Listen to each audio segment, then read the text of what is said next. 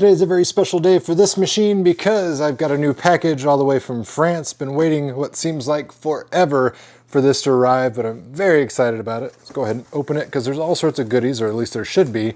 So first and foremost, if you haven't already guessed, it is some goodies from PinSound. So this is really going to elevate the sound and the functionality of the Jurassic Park machine.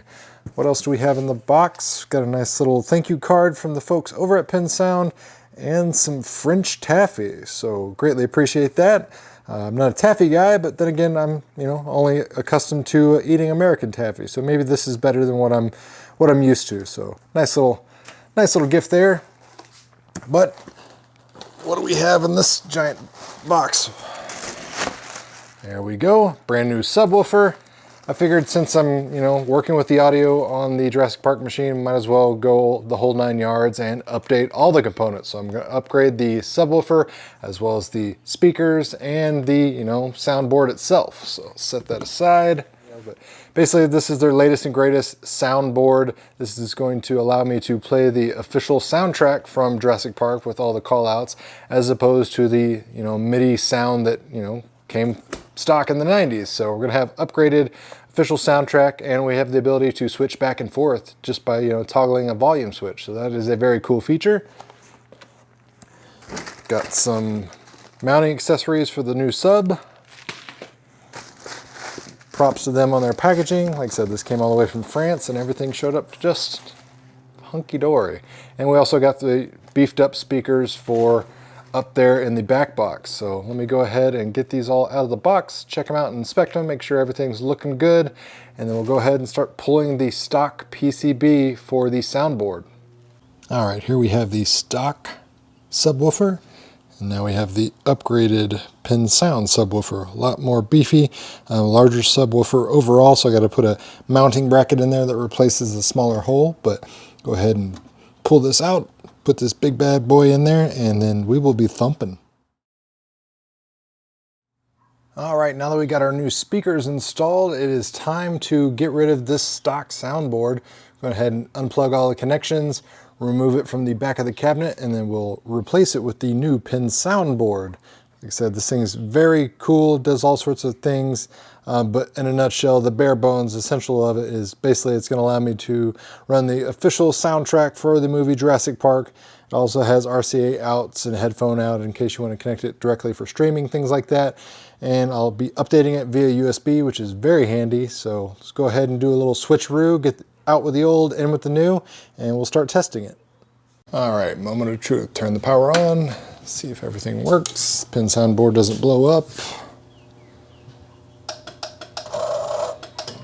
So far so good, blinking lights.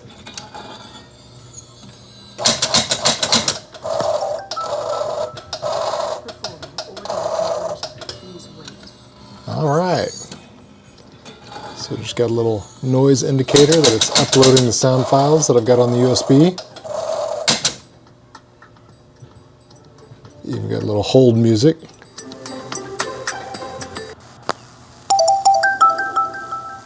Performing audio conversion. Please wait.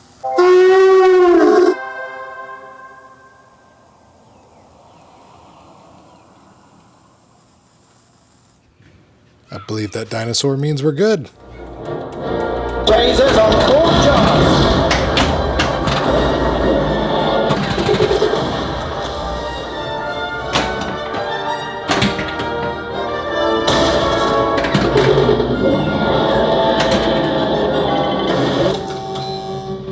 T-Rex.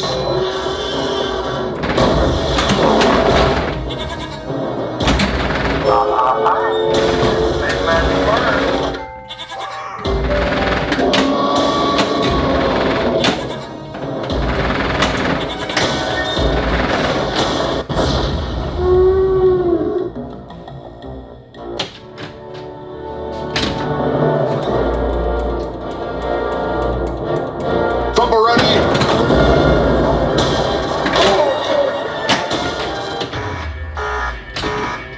We're back in business.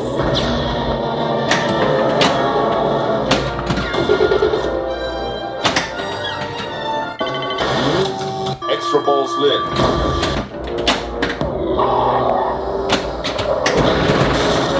Lasers on all jars.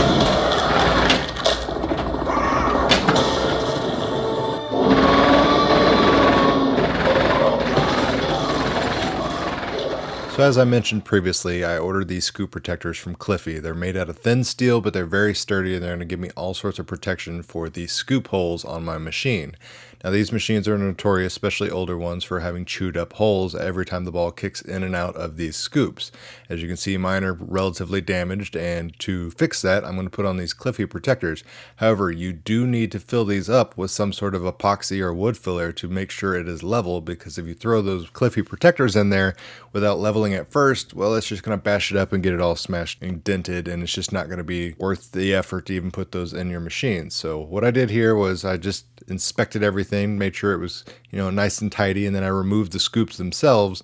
That way I had access to the holes. And now I'm going to go ahead and start putting in some wood filler. Alright, got the wood filler on there. Still need to let it dry a little bit. A couple more hours, then I'll get to sanding. Make sure everything's nice, smooth, and level for when I put in the Cliffies. So since the power shed hole was the least affected with damage, it was the easiest one to do. I barely had to put any wood filler on there, and now it's sanded, leveled smooth, and now you can see the Cliffy protector around here before I install the scoop bracket and everything. But nice, smooth, flush, that way when it gets hit, it's not going to bevel and dent in and just basically look ugly and not really solve the problem. So looking good so far. Also was able to go ahead and throw in the shooter lane protector while I was at it, and now I'll finish up sanding on the other two scoop holes and we'll be square. Today I got a new special delivery from the Pinball Mod Company. This is going to be a 3D printed gate / Jurassic Park gate.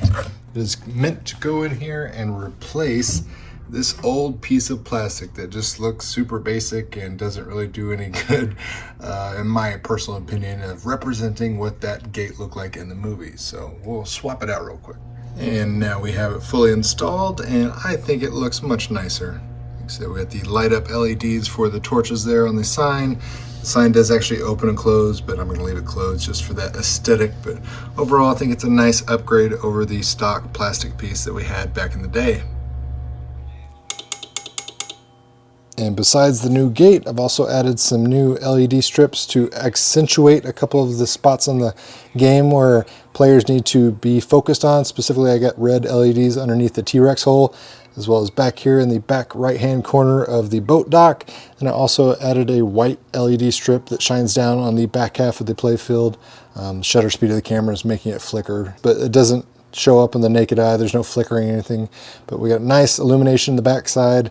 So the back half is no longer just a dark, dank, desolate area, and the When Dinosaurs Ruled the Earth is now lit up. Also got some new signage showing up for all my bunker, control room, and power shed from Loop Combos. This is coming from New Zealand, so I have no idea where it is in the mail. It's been a couple weeks, but it should be showing up any day now. But basically, it's going to allow players to really understand better what shots they need to make to activate modes and when to activate them.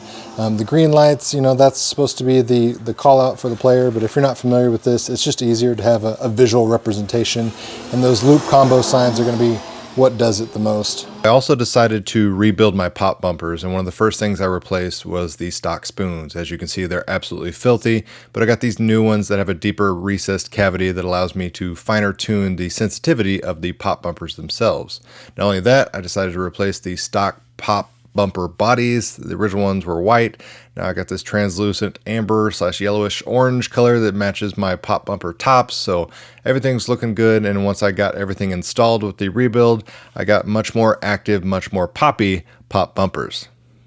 And after that's all said and done, I think I'm actually finally done with this machine. I got it the way I like it. Got all the modifications I wanted to do with this machine. Really, the only thing left is to finally throw in some side art blades that I, previously removed since they were all chewed up, and I'm kind of sitting there scratching my head trying to decide between one of these three.